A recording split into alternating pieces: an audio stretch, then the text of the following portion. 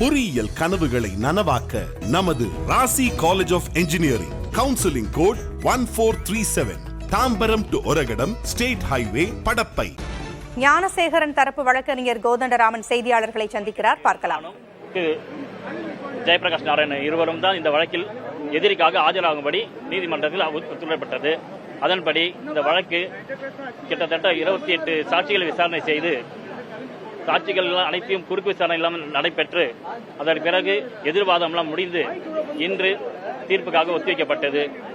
இந்த தீர்ப்பில் எதிரி ஞானசேகரன் மீது சுமத்தப்பட்ட 11 குற்றச்சாட்டுகளுக்கு நிரூபணம் செய்யப்பட்டதாக கூறி அவரை குற்றவாளி என நீதிமன்றம் முடிவு செய்துள்ளது. அந்த அவருக்கான தண்டனை விவரங்களை திங்கட்கிழமை 2ஆம் தேதி ஜூன் 2ஆம் தேதி அறிவிப்பதாக நீதிபதி கூறியுள்ளார். இந்த தண்டனை விவரம் தெரிந்த பிறகுதான் அடுத்த கட்டம் என்ன செய்ய முடியும், அப்பீல் போகிறதுக்கான நடவடிக்கைகள் மேற்கொள்ளப்படும். நீதிபதி கிட்ட என்ன சொன்னீங்க? தீர்ப்பு வாசிக்கிறதுக்கு முன்னாடி ஞானசேகரன் தரப்புல என்னென்ன கோரிக்கை வச்சீங்க நீதிபதி கிட்ட? குற்றவாளி என முடிவு செய்யப்பட்ட பிறகு அவருக்கு குறைந்தபட்ச தண்டனை வழங்க வேண்டும் அப்படின்றோம். அவருடைய ஹெல்த் கிரவுண்டிலையும் அவருடைய தாயாரை இவர் தான் பராமரிக்க இருப்பதால் அவருடைய மருத்துவ இதுவும் படி இவருக்கு குறைந்தபட்ச தண்டனை வழங்குமாறு நாங்கள் கோரிக்கை வைத்துள்ளோம். தொழில் ஏதாவது பாதிக்கப்படும் அப்படி ஏதாவது வச்சீங்களா கோரிக்கை?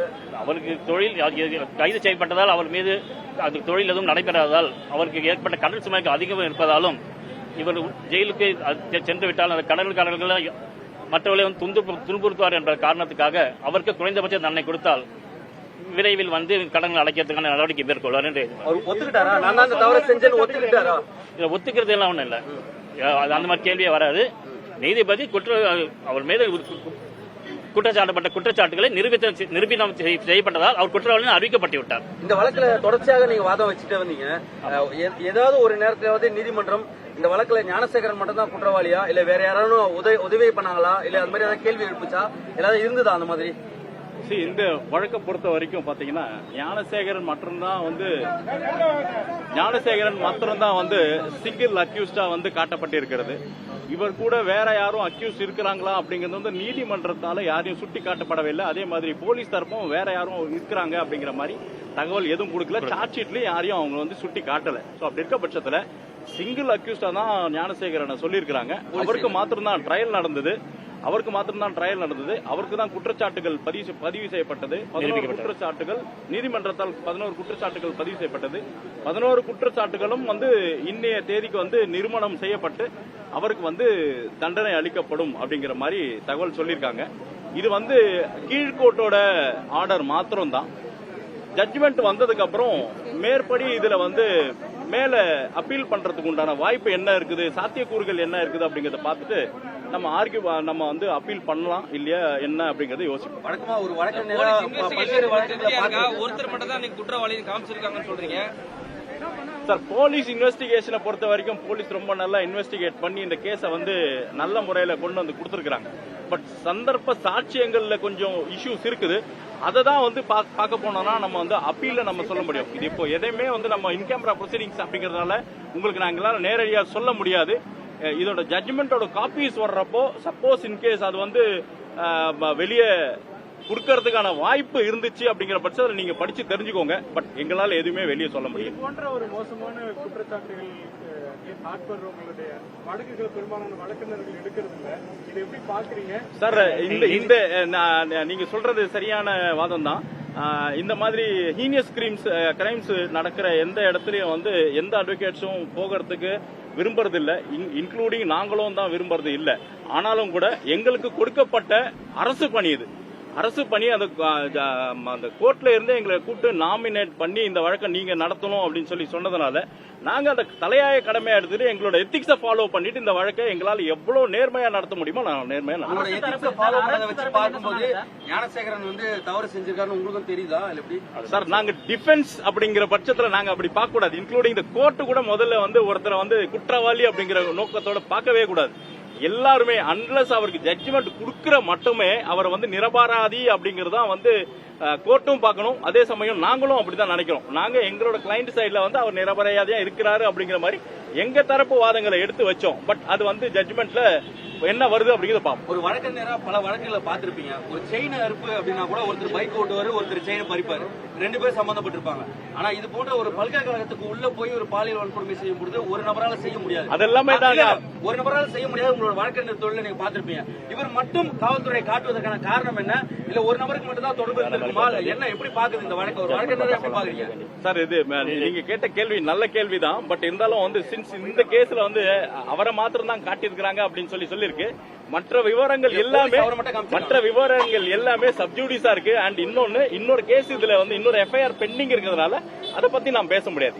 போலீஸ் ஒருவரை காமிச்சதுனால போலீஸ் வந்து போலீஸ் அப்படிங்கிறது இல்ல, கோர்ட் வந்து ஒருத்தருக்கு மேலதான் குற்றச்சாட்டு பதிவு செஞ்சிருக்கு. குற்றச்சாட்டு பதிஞ்சு அதுக்கப்புறம் தான் நாங்க வந்திருக்கோம். சோ அதனால என்ன வழக்கு என்ன இருக்குதோ அதை தான் நாங்க கேஸ் டீல் பண்ண முடியும். ஞானசேகரனுக்கு எதிராக இந்த வழக்கு குற்றச்சாட்டு சாட்டப்பட்டதால அவருக்கு எதிராக நாங்க வாதாடி இருக்கோம். அவ்வளவுதான். இதுல வேற எதுவும் சொல்றதுக்கு இல்ல. அரசு தரப்புல இருந்து இந்த வழக்கை வந்து பயங்கரமா எதிர்த்தாங்க. அண்ட் அதே சமயம் வந்து பாத்தீங்கன்னா அவருக்கு வந்து அதிகப்படியான தண்டனையான லைஃப் இம்ப்ரெஷன்மெண்ட் வரைக்கும் கொடுக்கணும் அப்படின்னு சொல்லி அவங்க கேட்டிருக்காங்க. பட் கோர்ட் என்ன, நாங்க அதுக்கு வந்து ஆர்டிகல் 21 படி அவருக்கு இந்த ரைட் டு லைஃப் இருக்குது, ஃப்ரீடம் இருக்குது, அவரோட ஃபேமிலியை பாக்குறதுக்கு, அப்புறம் அந்த ஃபேமிலி கன்சிடர் பண்றதுக்கான வாய்ப்பு எல்லாமே இருக்குது அப்படின்னு சொல்லிட்டு நம்ம கோர்ட்டுக்கு தெரிவிச்சிருக்கோம், எதிர்வாதம் பண்ணியிருக்கோம். பாப்போம் அவங்க கோர்ட்ல கடைசி ஜட்ஜ்மெண்ட் என்ன கொடுக்குறாங்க அப்படிங்கிறது சப்ஜெக்ட். ரெண்டு சைடுமே கவர்மெண்ட் இருந்ததுனால, அதாவது நீங்களும் அரசு தரப்புல இருந்து நீதிமன்றத்தால் நியமிக்கப்பட்ட வழக்கறிஞர்கள் அவங்க சைடும், அதனாலதான் இந்த வழக்கு வேகமா முடிஞ்சுதா இல்ல இந்த வழக்கை வேகமா முடிக்கிறதுக்கான காரணம் என்ன? சார் இந்த வழக்கு 2 வருஷம் 3 வருஷம் இருக்கும், என்ன ஏன் இவ்வளவு வேகமா முடிச்சிருக்கீங்க? அதாவது உங்களோட வாதமே தப்பு. அதாவது கவர்மெண்டால் நியமிக்கப்பட்ட அப்படின்னா நாங்களும் பிரைவேட் அட்வொகேட்ஸ் தான். சோ அப்படி இருக்க பட்சத்தில் நாங்க வந்து எங்களோட கடமையை தான் செய்யறோமே தவிர்த்து நாங்க வந்து அரசு சார்ந்தோ இல்ல அந்த அரசுக்காக இந்த வழக்கை நாங்க எடுக்கவே இல்லை. இந்த வழக்குல எங்களோட பார்ட் என்ன அப்படிங்கிறது ஜட்ஜ்மெண்ட்ல தெரிய வரும். ஜட்ஜ்மெண்ட்ல ஃபைனல் ஜட்ஜ்மெண்ட்ல எங்களோட பார்ட் என்ன அப்படிங்கிறது நல்லாவே நீங்க சொன்ன மாதிரி இது வந்து பிஎன்எஸ் குற்றச்சாட்டு. பிஎன்எஸ் பொறுத்தவரையில் பெண்களுக்கு எதிரான குற்றச்சாட்டு விரைவா முடிக்க சொல்லி தான் சொல்லியிருக்கு. அதன்படிதான் சட்டப்படிதான் நடந்திருக்கு.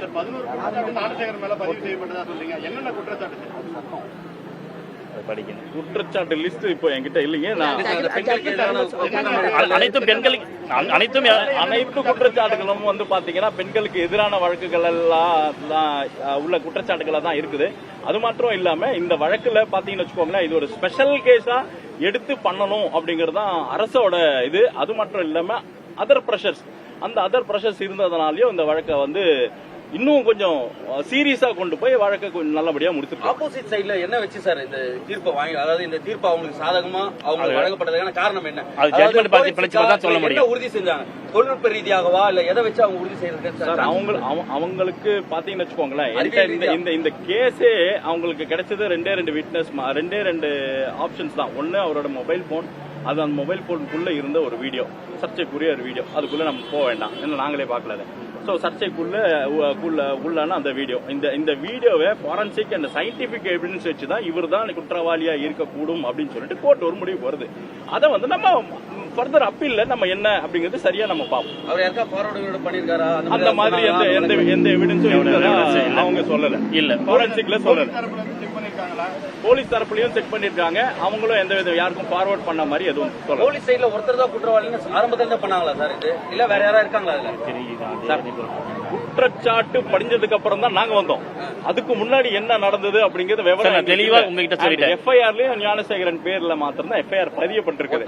சோ அதனால வந்து வழக்கு முழுசாமே ஞானசேகரன் வழக்கமா ஒரு எஃப்ஐஆர் போட்டு அதுக்கப்புறம் எக்ஸெட்ரா ஆட் பண்ணுவாங்க. அந்த மாதிரி இதுல ஒருத்தர் தான் போட்டு ஒருத்தரே முடிச்சாங்க. இதுல வந்து குற்றச்சாட்டுகள் வந்த பிறகுதான் நாங்க வரோம். குற்றச்சாட்டு அவருக்கு எதிராக தான் அவர் ஒரு நபர் மட்டும் தான் இருந்தது. அந்த ஒரு நபருக்கு நாங்க ஆஜராயிருக்கோம். அவ்வளவுதான். நன்றி.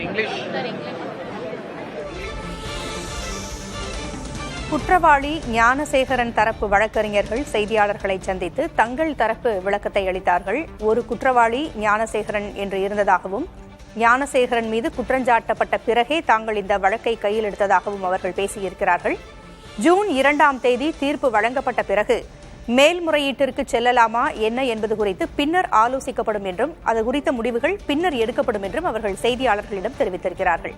பொறியியல் கனவுகளை நனவாக்க நமது Rasi college of engineering, counselling code 1437, Tambaram to Oragadam, state highway, Padappai.